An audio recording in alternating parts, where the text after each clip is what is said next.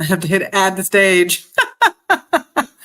Oh, Margarine usually does this. Can y'all hear me okay? Oh, that's so funny. Oh, you're not late to the party. I got started a few minutes early because there was a lot of chatter and I figured there'd be chat. I was gonna play some music. Let me see if I can still play it. This is my first horizontal live, so y'all just have my song.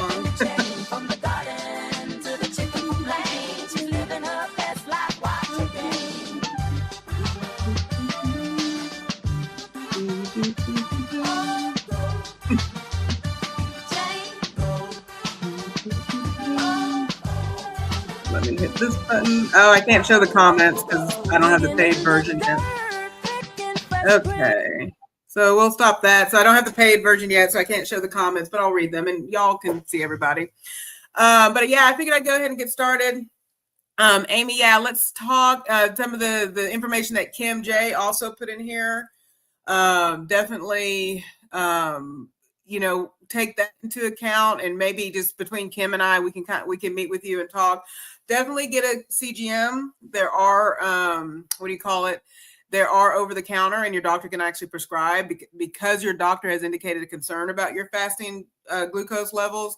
More than likely, your doctor will try to get you approved for one. And Dexcom, not Dexcom. That's not the right company. But Abbott and Freestyle Libre. There's a lot of different CGMs out there, so definitely try to have that conversation. So yeah, and perfect. Hey, Cookie. Hey, Grace. So perfect. So I wanted to do first. It is Diabetes Awareness Month, and I know we were talking about it came really quickly. I'll be perfectly honest with you. If it weren't for the email that I received a few days ago from Medtronic, I probably would have forgotten that as well about Diabetes Awareness Month, only because for whatever reason, I don't associate November with it. And I never have. It's been, historically, I don't know why I don't associate November with the Diabetes Awareness Month, but we know now. Hey, Kate. Hey, Wilson Stop Homestead. Good to see you in here. And so I wanted to kind of highlight that because there are, and I don't know, I'm in this really weird, so y'all are going to have to bear with me today. I'm in this weird sort of like,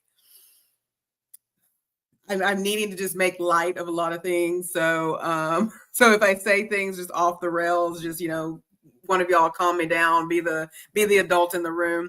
But what I will say, the importance of just spreading that it is Diabetes Awareness Month is that there's some diabetes amongst us. There's many of us that have come into the room and have shared either they have been pre-diabetic or they've had a full-blown diagnosis of diabetes type 2.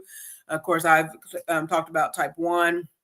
And I've met a few others in the carnivore world that are type 1. So that's kind of neat to start meeting and talking with them. And then there's diabetics in between. This will not be the meeting that we talk about all the types of diabetes. Hopefully we'll get another opportunity to do that. And especially if there are people with like the late adult latency one, the LADA, LADA is kind of like a 1.5, if you will. It mimics both type 1 and type 2, but it would be nice to have people that have been diagnosed with those things that have it, or just talking about glucose in general. As Amy's talking about, there's a potential she may have some insulin resistance related to, and I always have to see the word to pronounce the word, Amy, so bear with me.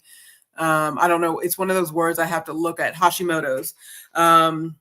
Which that's impacts the thyroid, I believe. Is that, and correct me if I'm missing the wrong organ. Hey, Joe. But I have a good friend that has Hashimoto's, and so the impact of insulin sensitivity and insulin resistance, it can go beyond just a type 1 diabetic diagnosis. So it's important that we understand how these work, considering that many of us are on the GLPs and things like that. Oh, yeah, the history. Oh, I can get the link. Joe, so many of y'all, hopefully she's okay with me saying this since she decided to type in the chat.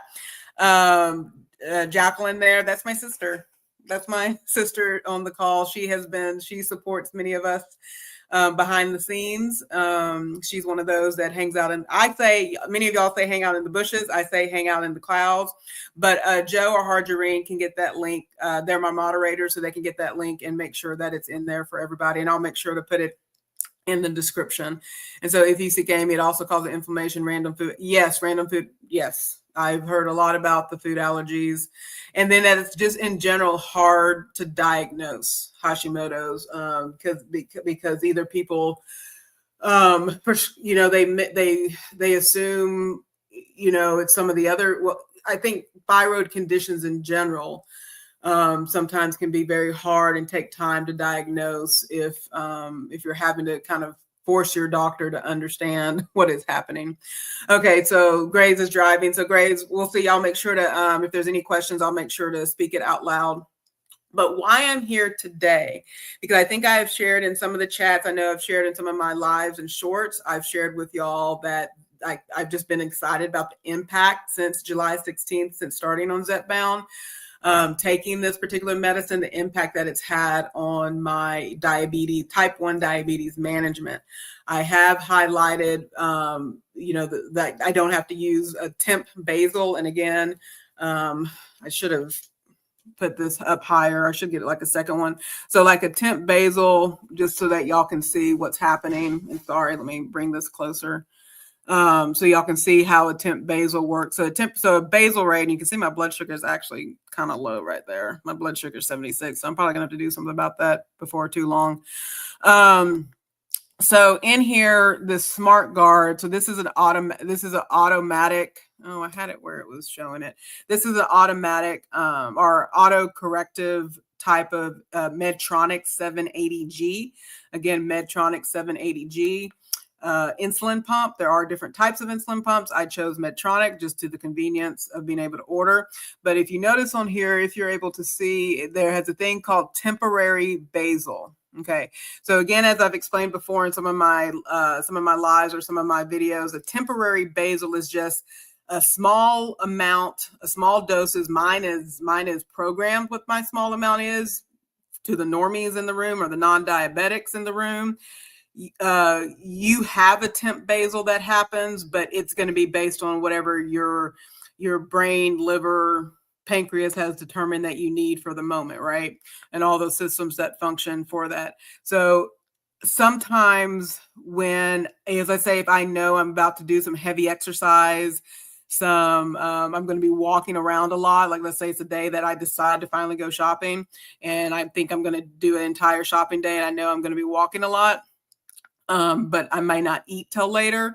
I can set what's called a temporary basal that will pause the basal rate insulin coming through my body so that I maintain, and you can see it right here, that I maintain a blood sugar of 150.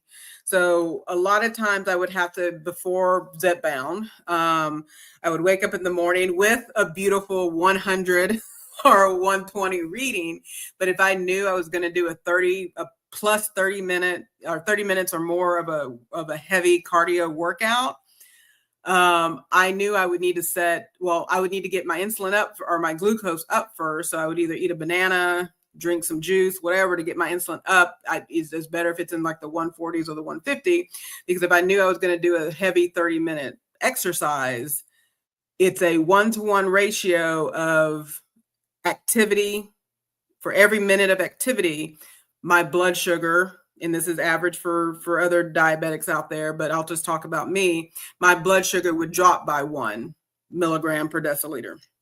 And so if I was at 100 and I did a 30-minute workout, heavy cardio, my blood sugar glucose was going to drop down to 70. So I would do a temp basal. So if I woke up 2 hours before I knew I was going to work out, I would set my temp basal for, anywhere from 90 minutes to 2 hours.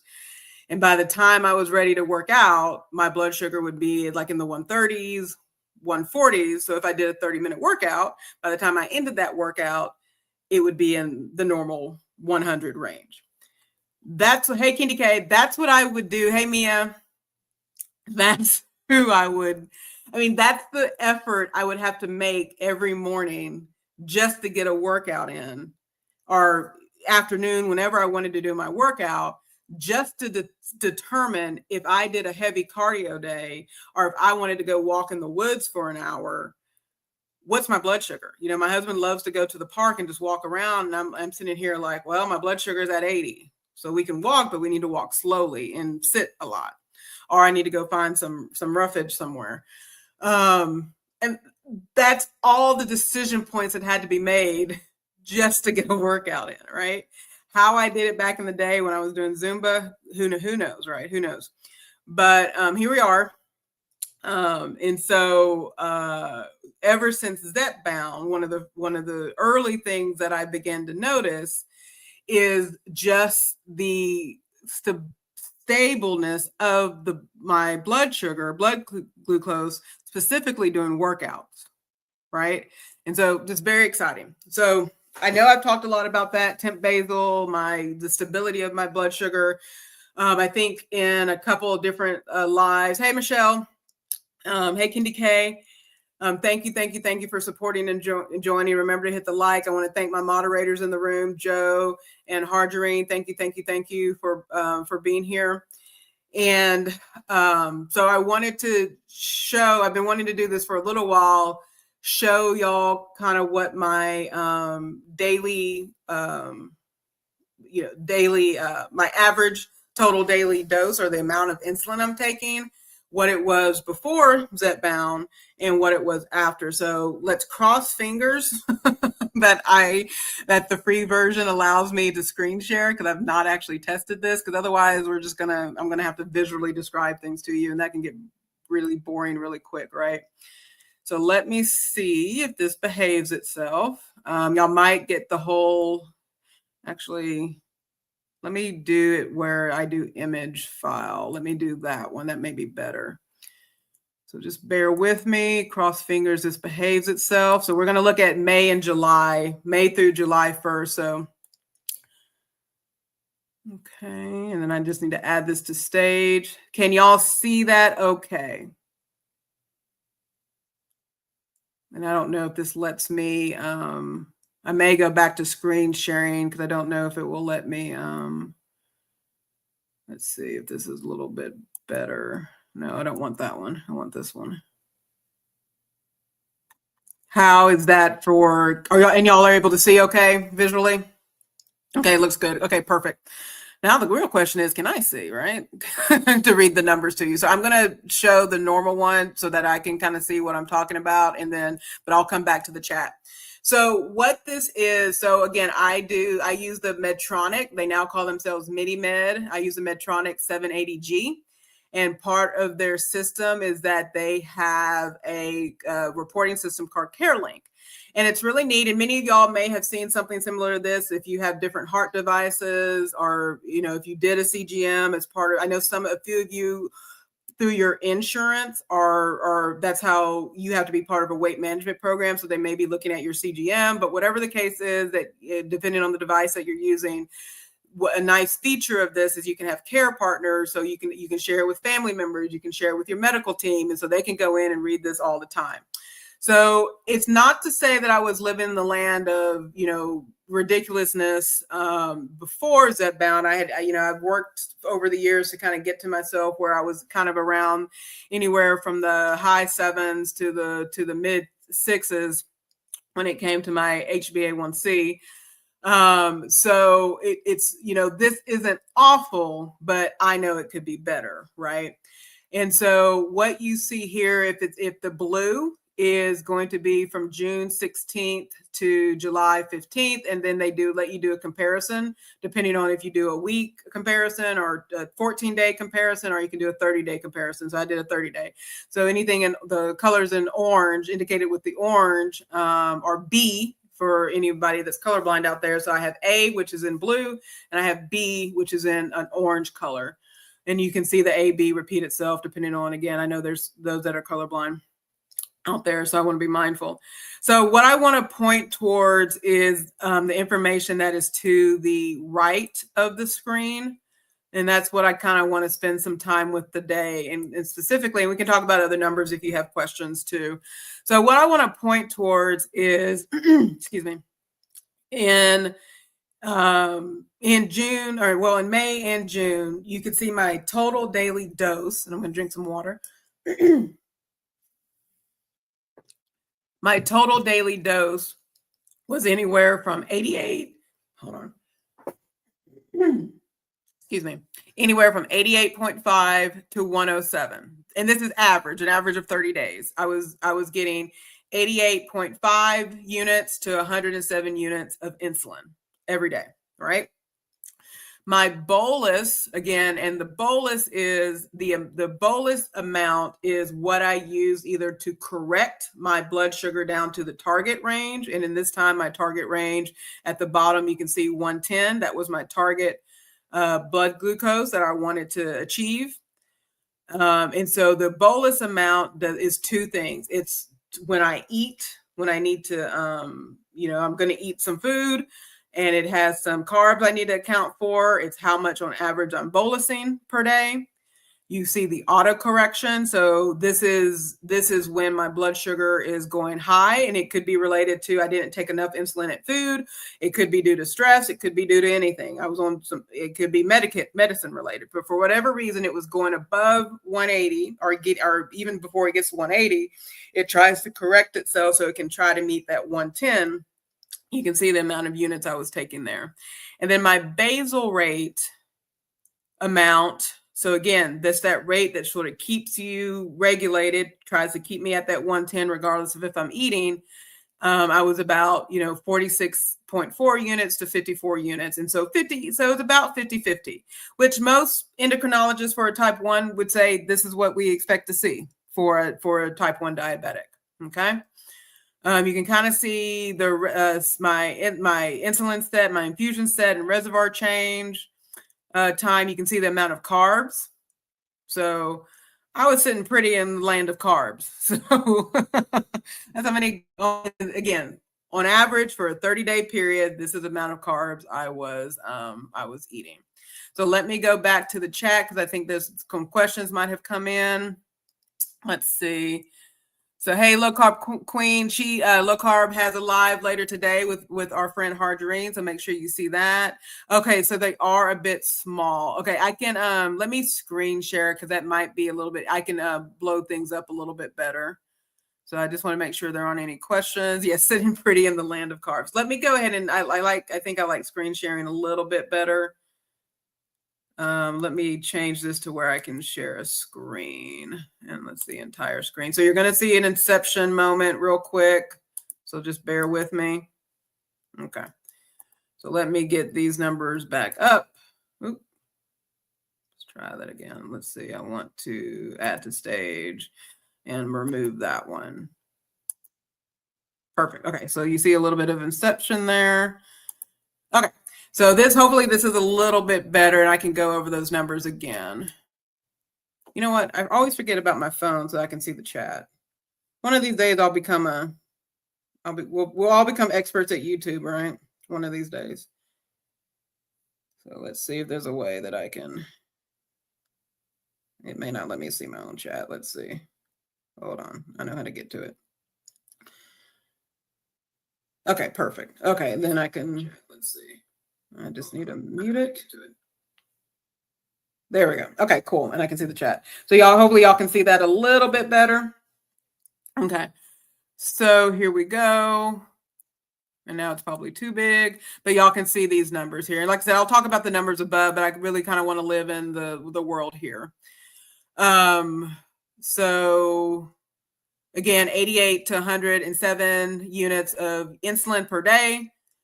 Broken down, that was about 42 to 53 units of that I was using to either for meals or for corrections. And you can see the corrections there. And then you also see the basal rate, which again is that normal amount that's going through your body just to keep, for type 1 diabetic, just to try to keep, regardless of if they're eating. And then you can see the amount of carbs I'm eating. So this is really revealing.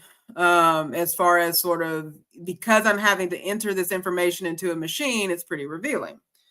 And so let's go ahead and get to, because we spent a good amount of time on this, let's go ahead and see where I'm at today a little bit. So again, this 30-day period is from, and let me make this bigger.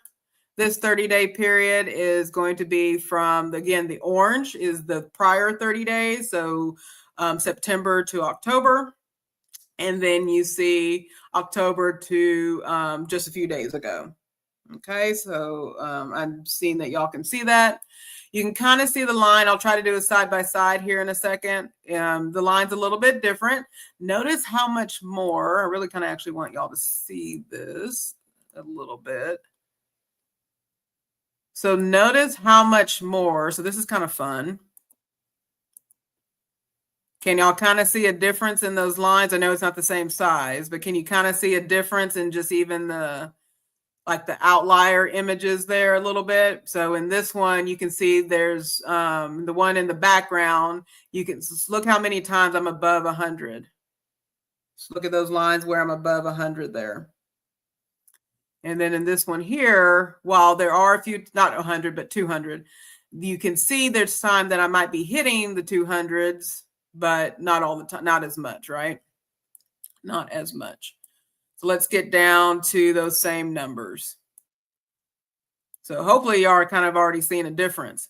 So look now, again, the orange represents September through October, and then the blue represents October through just a few days ago on November 3rd. So I went from, total daily dose of insulin. Remember, on the last one, I was at 88 to 107. So between last month, which again is the orange, and this month, I'm at 45.5 units to 46.7 units on average in a 30-day period of my total daily dose of insulin. So let's look at that comparison real quick. Let's move that. Oh, it did not do what I wanted it to do. So let's put that there. Wait, there's an easy way to do this. Bear with me. Okay, that is, where did, that's September. Where did my,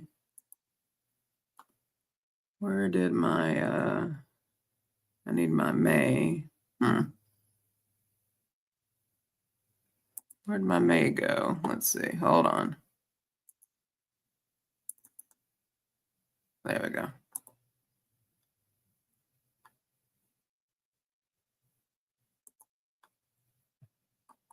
There we go. Okay.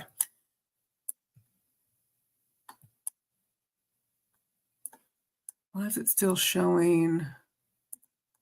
Okay, let me close some screens because I don't know why it's still showing the other date.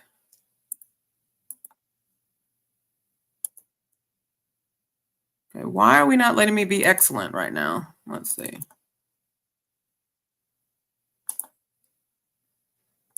There we go. Okay, so there we go. Okay. It's still showing. It's like I saved the wrong one. Why is it doing that? Okay, we're gonna just have to go back and forth. I don't know why it's not letting me. I don't want to make y'all spend an hour trying to figure that out. So as you can see, 88.5 and 107. All right. Hey, Chef Jetson. So that's what again, the orange represents May. The blue represents June to July, but I was at anywhere from between, I went from 107 in May and June to 88.5. And again, this is all pre-Zepbound, because remember, July 16th is when I started Zepbound. So then we come over here back to September and most recently to November. And my total daily insulin is now 45 to 46 units. So I've been able to cut the amount of insulin, my total daily dose since being on Zepbound in the month range period pre and post, from in half. So that's how effective as a type 1 diabetic the Zepbound has been. If you look at the amount I bolus per day. So again, remember, bolus is for two things.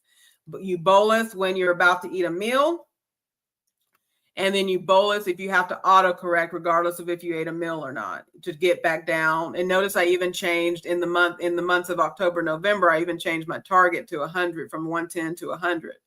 So I went from needing 42 units on average a day in a period of 30 days, 42 to 53, to only 16 units of a bolus to cover meals. My correction boluses went from 12.1 and 13 to 3 and 3.5. And then my auto basal, again, this is the fun one. Remember, this is the amount of basal rate that's just running through our bodies, keeping us sane, right?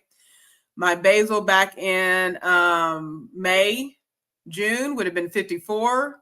In June and July would have been 46. And then now I'm looking at 30 to 29. So what is this saying? That my basal is now the primary thing that keeps my blood sugar or blood glucose at my target range, which for right now is 100.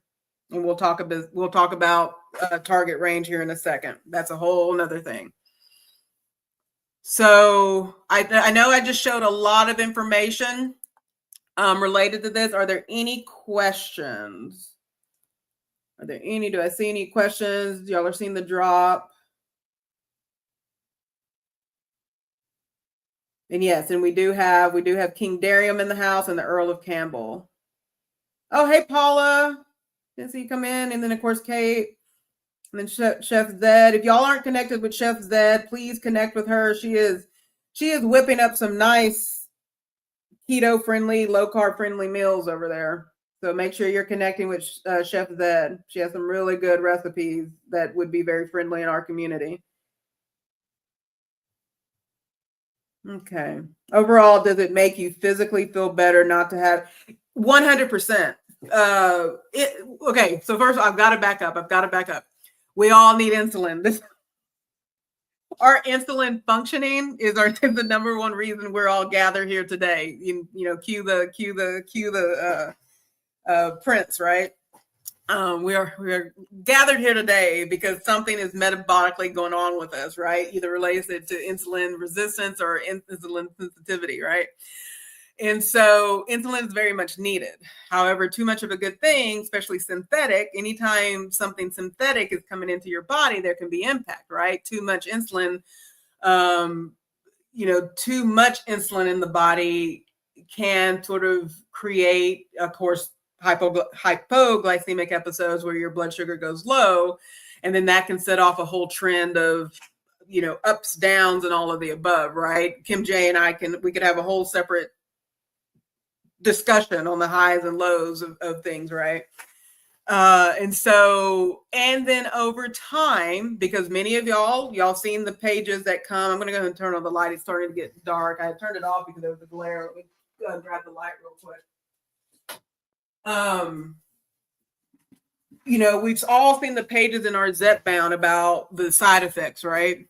Insulin is very much the same. Insulin, there can be cognitive issues related to the long-term use of insulin. And so it's always been my desire to, and this was years back, is I am a type 1 diabetic. I will be this. However, how I manage this disease can be something I can take better control of. Diabetes, whether 1, 2, all of the above, comes down to good medicine management, a good care team, a good nutrition, a good activity. It's all about how you incorporate those things in your day to manage this disease, right?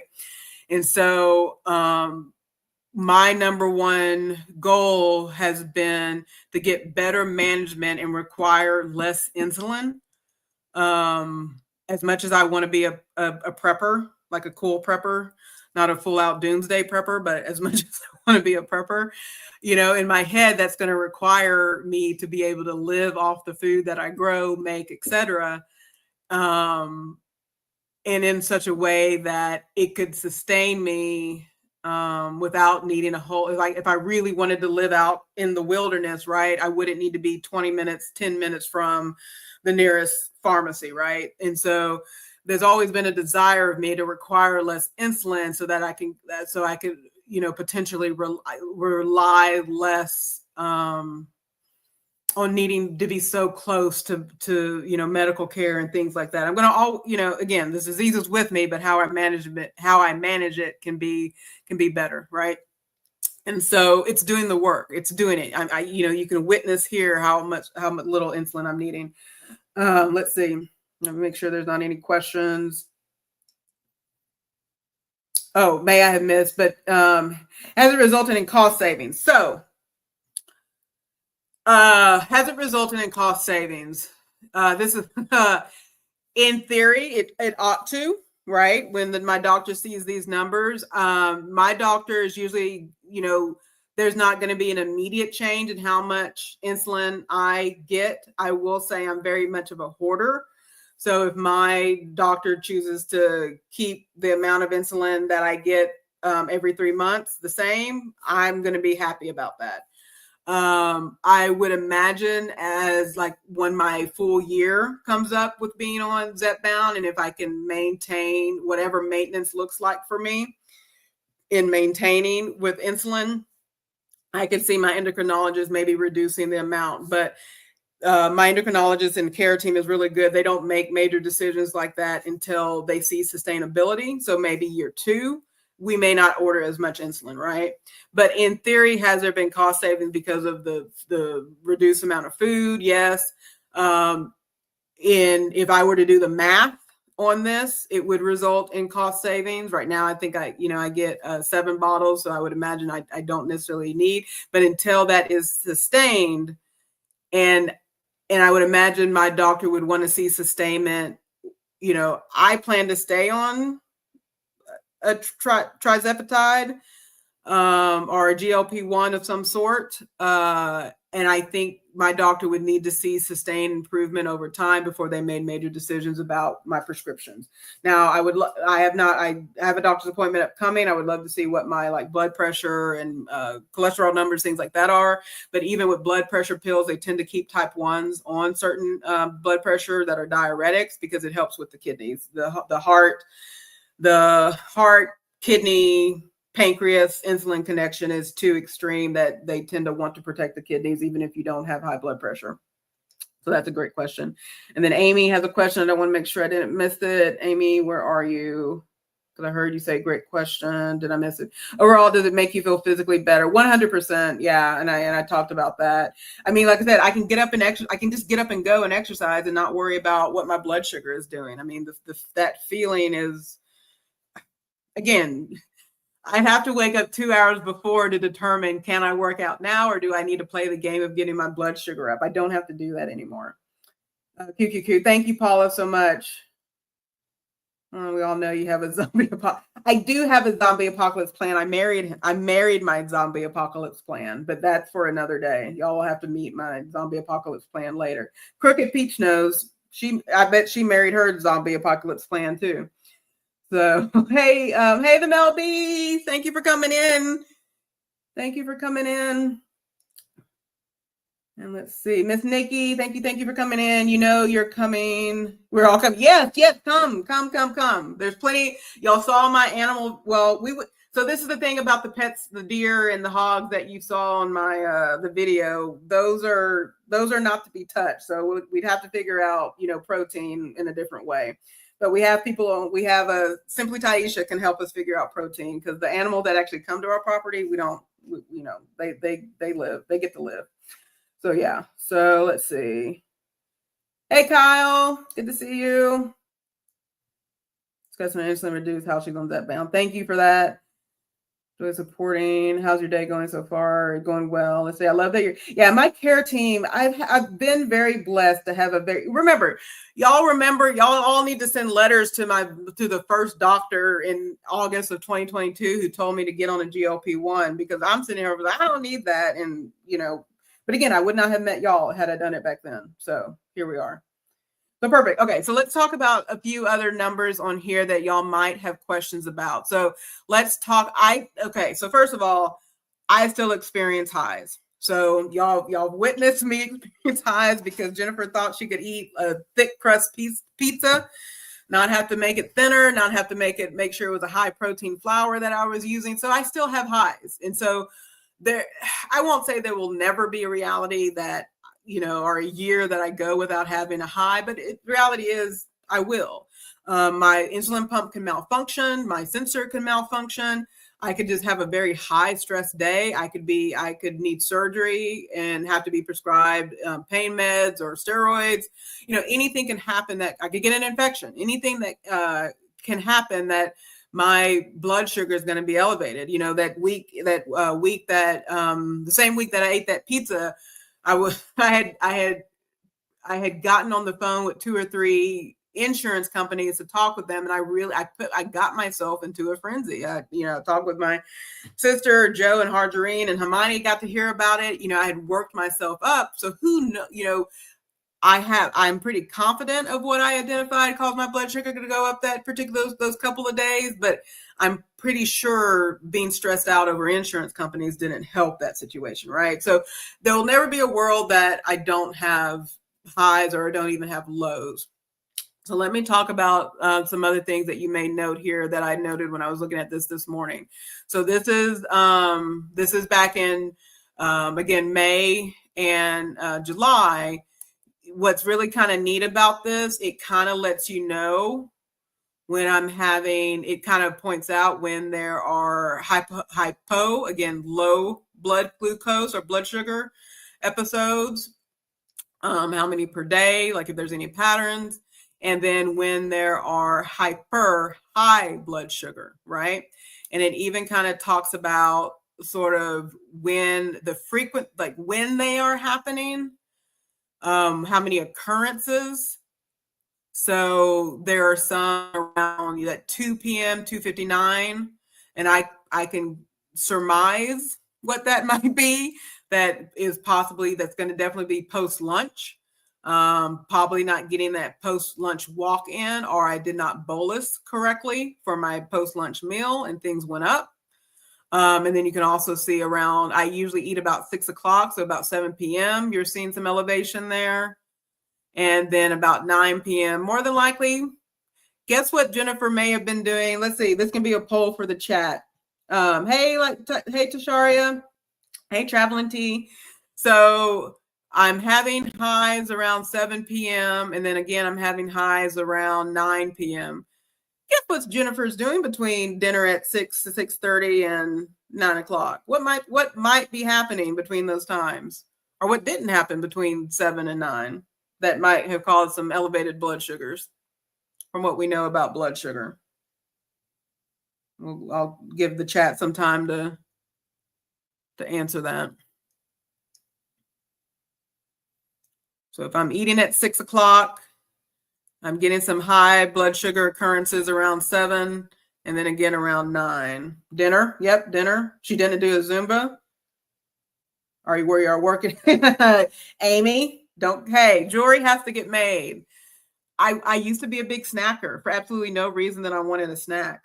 Like I would eat dinner at 6 and then possibly around like 7:30 or 8, I'd be like, oh, there's this thing over here. Oh, there's some popcorn. Oh, there's some, the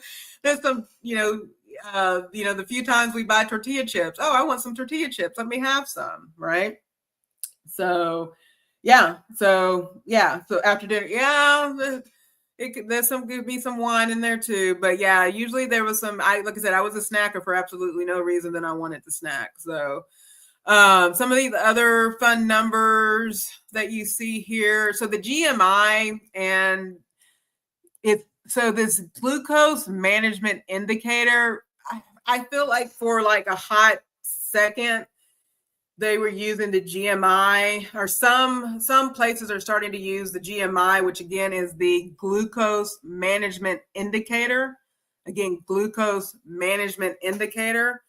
Some medical providers or entities have started using that over the, and we can go to Google later to kind of look that up beyond just the language there. Darium or Joe want to look that up, GMI or glucose management indicator, and put that in the chat. Some people have been using that more so than the HbA1c, but I've not seen it catch on. With my medical, like most people still are doing the HbA1c, and they kind of they look at that and move on. So let's see what else is going on here. Some of this is just sort of what's happening with the device itself more so than anything. But let's talk about the SmartGuard Target. Okay. So Amy, you were talking earlier, which is maybe why you saw the reaction that I did, or the reaction that I typed when you said, that you were between 100 and 120 waking.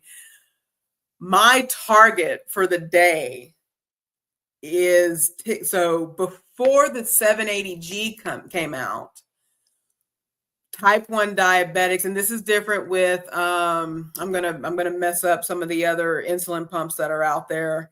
But there are other insulin. There's a G7, that's a sensor, but there's a Dexcom, there's a Tandem. There's lots of different other insulin pumps out there, and they may all have different targets that they try to do.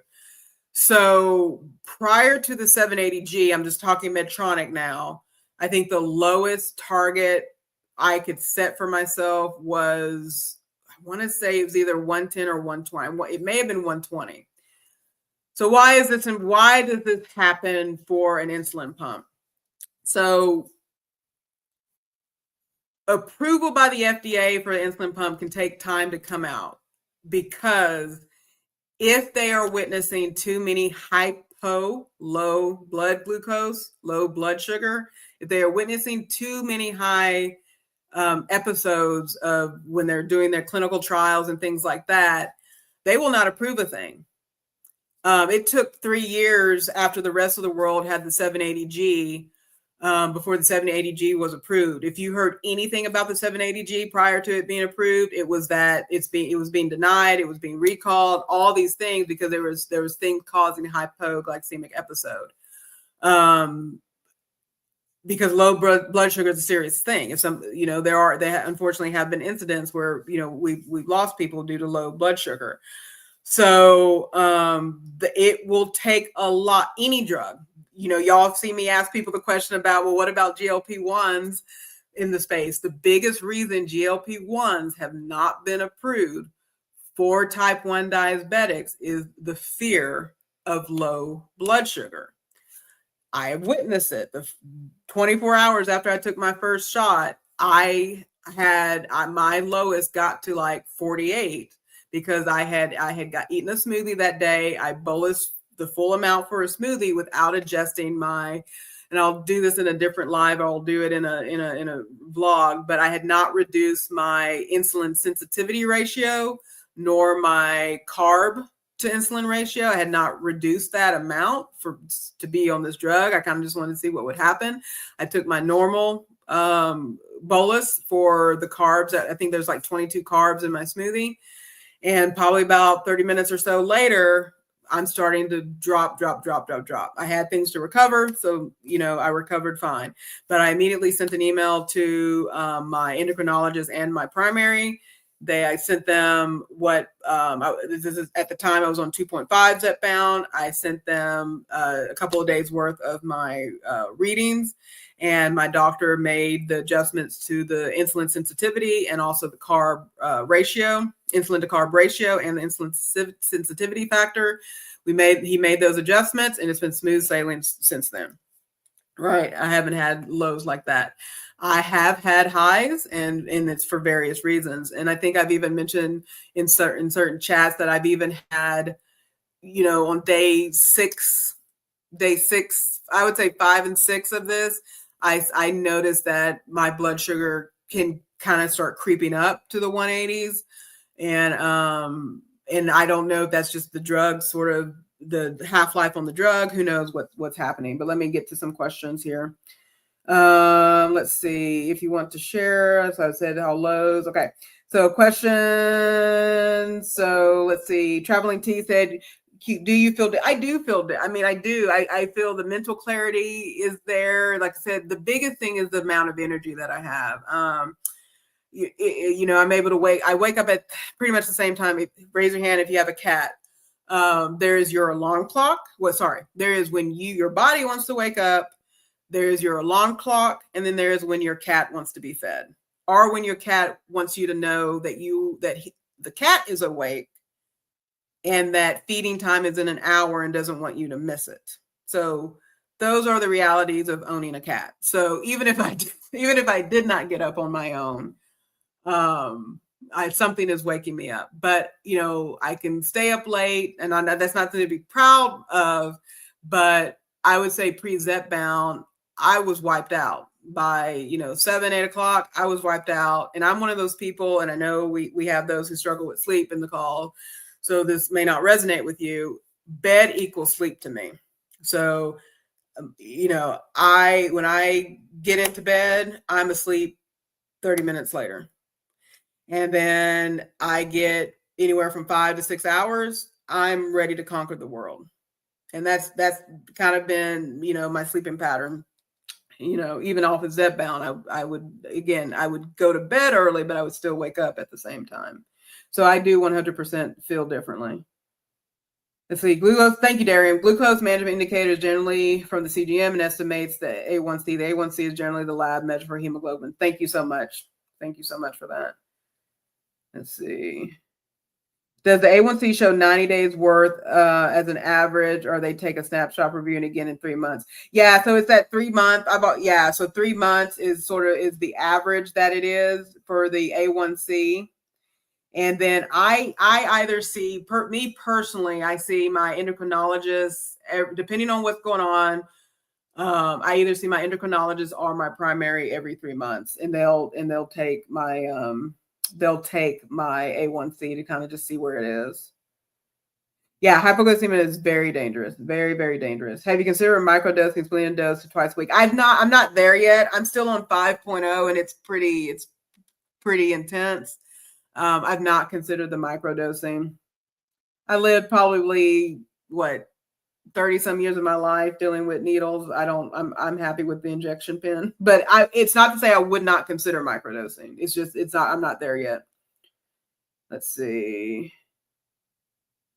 And then just leave. That's right, Grant Campbell. A1C test measure the blood sugar levels. And yeah, so the CGM is measuring, it's like the goo that hangs out in the cells. It's not blood.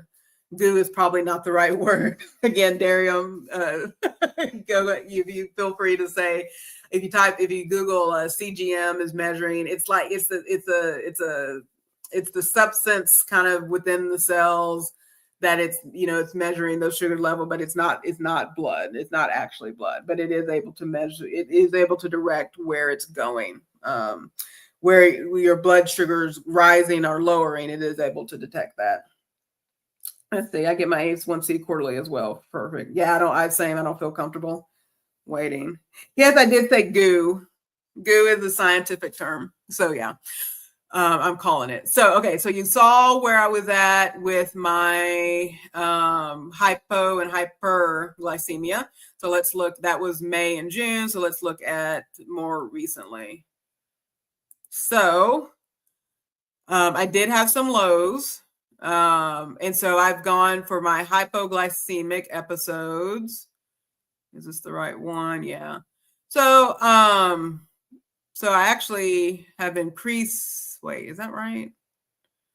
Yeah. So some hypoglycemic ones have increased a bit. Some of these are those, like I said, the days with the pizza.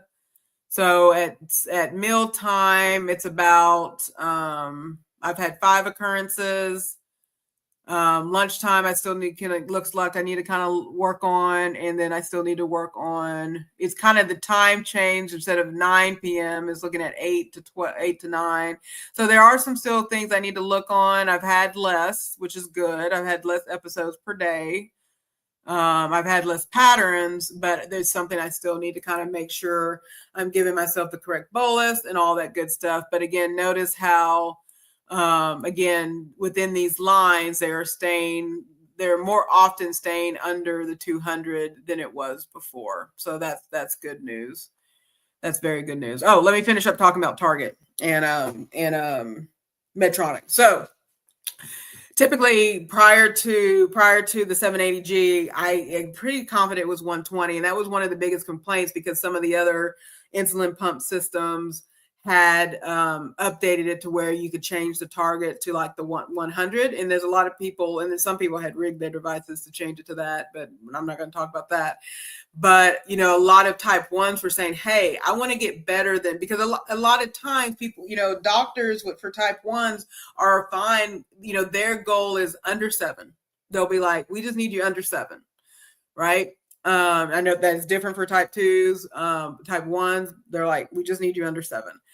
And so, getting to that 6.5, 6.8, for a type 1, that is victory. That is good. But there's a lot of type 1s who do even more rigid management than I do. So I keep my sort of range between the 70 100, which is that standard quote unquote normal. Kim typed it earlier, but you have some type 1s who don't want to go above 100. Like they're fine walking around at 80, which I personally get nervous at. Can I function? Can I do things? Yes, but I just worry about, if I walk too much or do too much, is it going to drop quickly, right? But there's some type 1s who are like, nope, they want to be between 70 and 100, and that's what they make their range. I've not changed that. It's not to say I won't ever. I did recently at least have my target at 100. And I was thinking that it would actually increase how much basal rate would need to get through, but it's actually decreased a little bit. And so that's kind of neat, as far as sort of, like I said, I have been able to reduce the amount of, like I said, basal that's going through my body, and also the daily total is reduced. And so I'm eager to see what will happen as we, as I continue taking this medication, and and sort of what ends up happening. So I'm excited for the future, so to speak. So let's see, JC, have you spoken? Okay, did you say, yeah, good. Have you spoken with your doctor about your hormone plays? Okay, so I don't know if Kate is still in the chat, the Mel B. So immediately after y'all's your menopause panel, the first thought in my head is I had to myself is like, I need to check my numbers. Back a week later, I think I reached out to Kate and said, Kate, I don't even know my numbers. I don't know where I'm at. I don't know what version of menopause I'm in. I did have a hysterectomy in May of 2021. They did keep my ovaries and fallopians, but I need to, so Mel, that's a long way of me saying I need to find out. I need to honestly find out. And so that's going to be, I do have a really amazing gynecologist. I'm going to research to see if she is focused on menopause health. And even if she is not, it's again, really good care team in my area. And if she is not an expert in that space, she will refer me to one. But no, y'all, every time y'all talk about it, it's a reminder. I need to find out where, because, and I know all the symptoms are different, as y'all have shared with us in those lives. What I will say is I have not, what I would relate to being those symptoms, I've not experienced that, but you bring up a very good point. How much are my highs potentially reflecting where my hormone levels are at? So I need to get that question answered. So I owe y'all an answer within the next, let's say, we'll say 3 months. I'm trying to see when I see my doctor. I'll schedule something with them. So I'm going to owe y'all an answer. So yeah. Oh, there you go. Okay. Thank you, Darium. The goo, the real term is interstitial fluid. Interstitial fluid. See, goo is a much better term. Goo is a much better term than interstitial. So yeah, so that's my story. That's, like I said, I was, it's kind of neat to see this. I'm going to be perfectly honest with you. It's a catch-22. Insurance, we're all waiting for tomorrow's announcement about what's going to happen with these GLPs and the price and the cost of them. So I think we're all waiting on bated breath as to, I think that's the right terminology, bated breath on what's going to happen and how that's going to impact our lives. But I'm in a real catch-22 because I'm also going to see my doctor during my open season period. And I'm going to have the conversation with him about what are we going to do to ensure that I stay on this medication, regardless of if it's on somebody's formulary. Do I need to look at Mounjaro? What's the game plan here beginning January 1? And so there's clear evidence that this has had a positive impact. I mean, this isn't just Jennifer's happy stories about, physically waking up and being able to do all these things. This is quite literally data, return on investment, return on expectation, right? This is that kind of data here. And so it's like, do I send all this information up so that I can make sure that I stay on these drugs, or do I make sure I get all my vials for my prepper plans, right? So it's like, it's this catch-22 I live in. But at the end of the day, it's showing that we're getting healthier, right? We're getting being healthy is the goal, right? Let's see, what do we got here? Happy to help. Let's see, the non-investment symptoms are always, like Mel, I really, so you got me wanting now I may have to do if you do consultations, I may be on the phone with you soon. Let's see, of course, the ambassador menopause will help. Yes. Get all your, we are waiting with bated breath for sure. We also don't know. So we'll see what happens, right?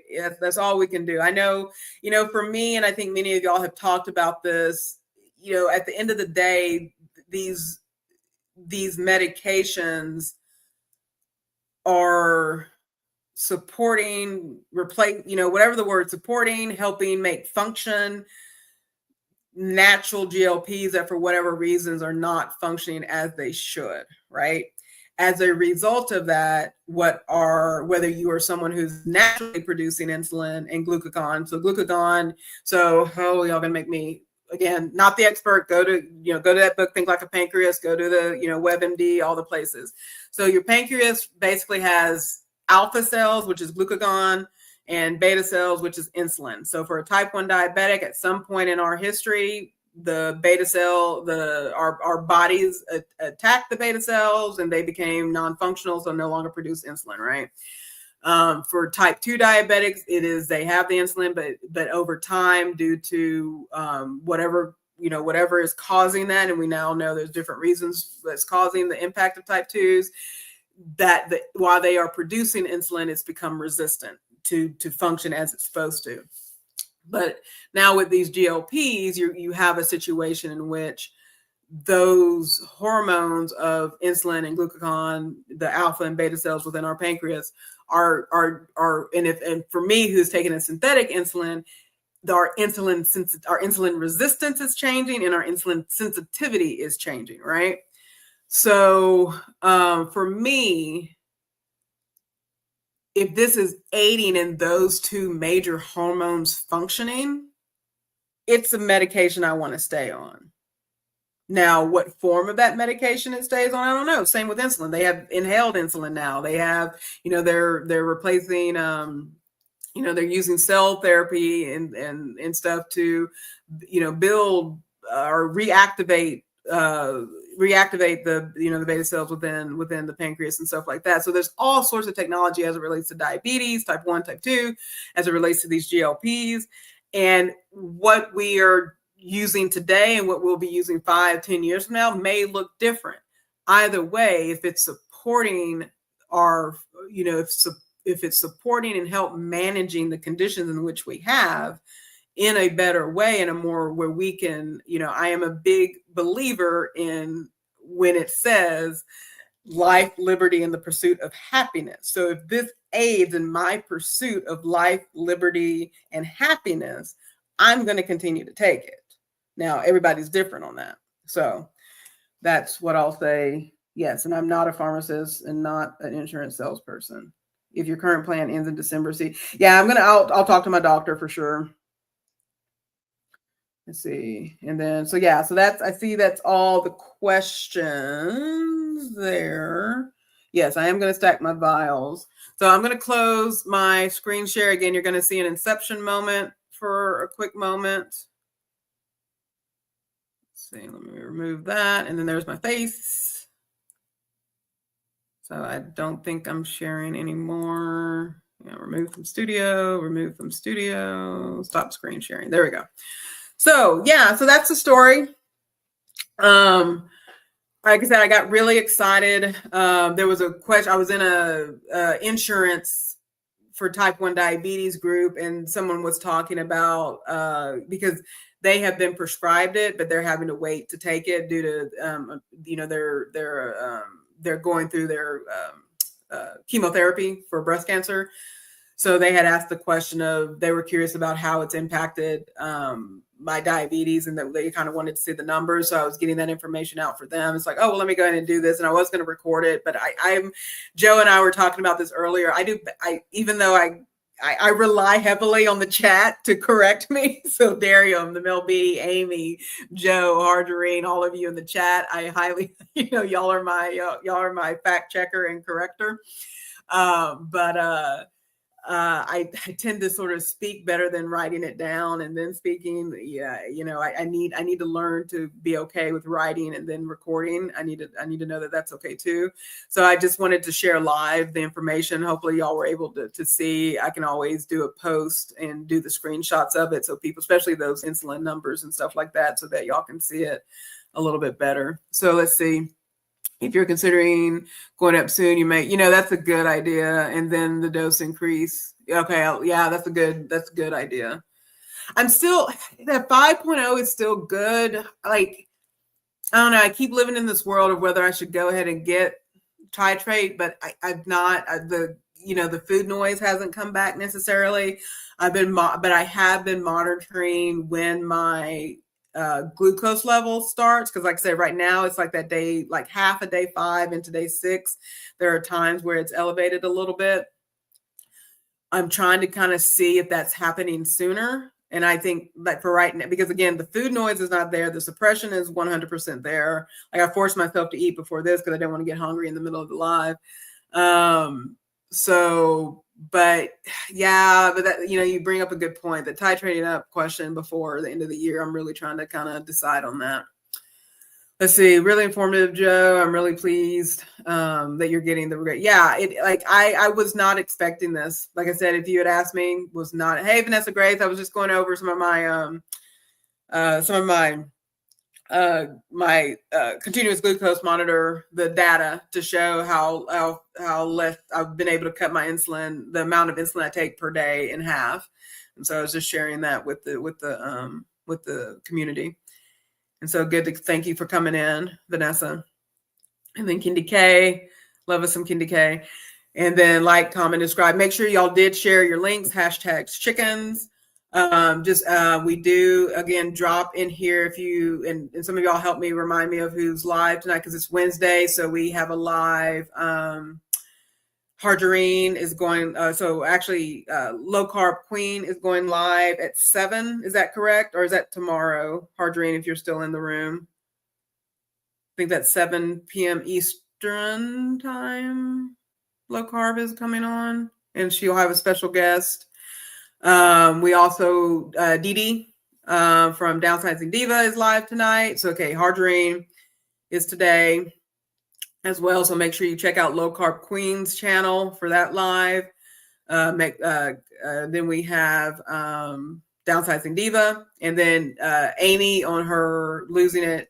Amy, which channel do you come on Thursday? Which of your, is it the If You Seek Amy or your Losing It? And so just let us know and see. Let's see, random. Did we talk about? I have not. I still need to look that up. Darium surpass. I still want to look that up. I did reach out to Eli Lilly earlier in the probably about a month or so ago. They did get back with me about one of the trials they're doing, but I would have to. They have my name down, and it's a big if I do this, but I would have to have I think it's a washout period. I would have to have a 6-month washout period. So basically I would have to stop taking it in November if I wanted to participate in their trial in February as a type 1 on Tirzepatide. And then there's no guarantee I'm getting the Tirzepatide or the placebo. So, but since I've been on a Tirzepatide, I would imagine I would know if I have the placebo or not. I mean, one would think, right? One would think if you've been on a drug and they're testing you. And I don't know how I would feel if I knew I was on the placebo. But anyway, I guess I feel like I would not be a good test case, because if I knew I was on the placebo, would I behave myself and try to throw now I'm thinking of Grey's Anatomy episode when Meredith messed up the trial. So sorry, my brain wanders. Let's see. I know you have to think it over, but yeah, I mean, there's a part of me that still wants to participate because one of the things they said when I was on the phone with them, because I shared with them sort of what it's done so far, and they kind of expressed that they're not getting a lot of type 1s in these trials. And I don't know if it's but there have been type 1s that have been on a GLP-1 for a long time. I mean, this isn't unheard of for type 1s to, and I meet some every day, that type 1s that are on this medication. And so we exist. It's just, I don't know why they're not getting in trials. And a lot of it probably has to do with sort of access, because even the trial that reached out to me, it's over 260 something miles away. Is it worth taking a day off? Because you only have to meet up. You only have to sort of check in a couple of times. So yeah, it may be worth it. So we'll see what happens. Let's see, that's very true. The trial goes until 2027. So if you get on Tirzep, you will be able to do it for free. Yeah. So I got to really think about it. So what the person suggested, or what the representative suggested, is have a conversation with my endo, have a conversation with my primary to see is it worth weight? Because, I mean, y'all saw the difference. It's half. I'm taking half amount of insulin, right?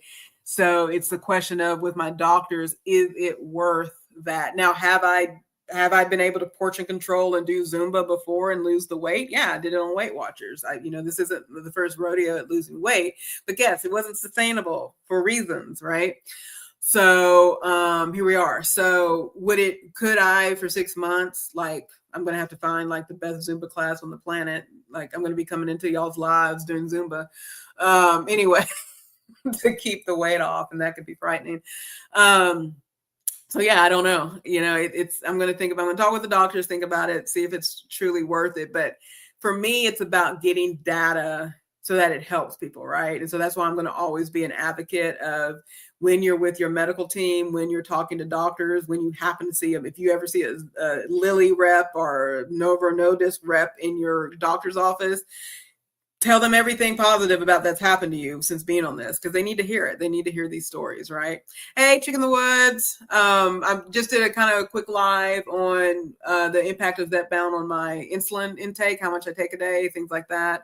I'm probably going to wrap it up here in a few so people can kind of live their lives, eat, prep dinner and hang out with their families, because I think we have at least 2 lives this evening. I know in the GLP-1 community, and I think the gardening community has a couple of different lives going on. And then those are all, garden crews, chickens, GLP-1 are kind of the lives I'm attending. And then there's just a couple of the Connect and Grow lives that, I'm participating in. So what I would say as we sign off, stay hydrated. Hardrine, what number bottle are you on? I've not drunk as much water as I needed to during this live. Make sure you go to Hardrine's page. She did a post about her schedule and everything. Church time, nice. Yeah, Wednesday is church time. Yep. Oh, that's good. 6 bottles, so she's at 6. And then make sure you're moving. I know one thing I'm going to commit to myself is if I'm in a live, I'm getting up every 15 minutes and just getting some sort of activity in. Because I have noticed this week that I'm not, this past week, I have noticed that I was not getting up as much as I needed to. But this has been an absolute pleasure. Thank you. Any of the links that were shared, I'll make sure in my description, I'll put the definitions of those two terms that we went over today. And I do have an appointment on, I think okay. My calendar has not changed for November. That's a whole conversation in our household. I have an appointment next week sometime. I'll leave it at that. And so depending on what the numbers are, I'll probably just do a basic post. I'll do a quick little short and kind of see. I'm excited to see what my HbA1c is. I know it went from 7.3 and then I got it done in September. I think it was like 6 something. So I'm eager to see where it is today. And then we'll go from there. So yeah. Well, cool. So yeah, so y'all have a wonderful evening. I know I'll see y'all in the YouTube verse out there. It's been an absolute pleasure to talk about this. I like being able to talk about type 1 diabetes or diabetes in general, because there's a lot of people running around not even knowing that they have a version or a type of diabetes, and it's important we talk about it and be okay to talk about it. So drink your water, stay moving, and have a wonderful, blessed evening, and we'll see each other all again soon. So take care. Bye-bye.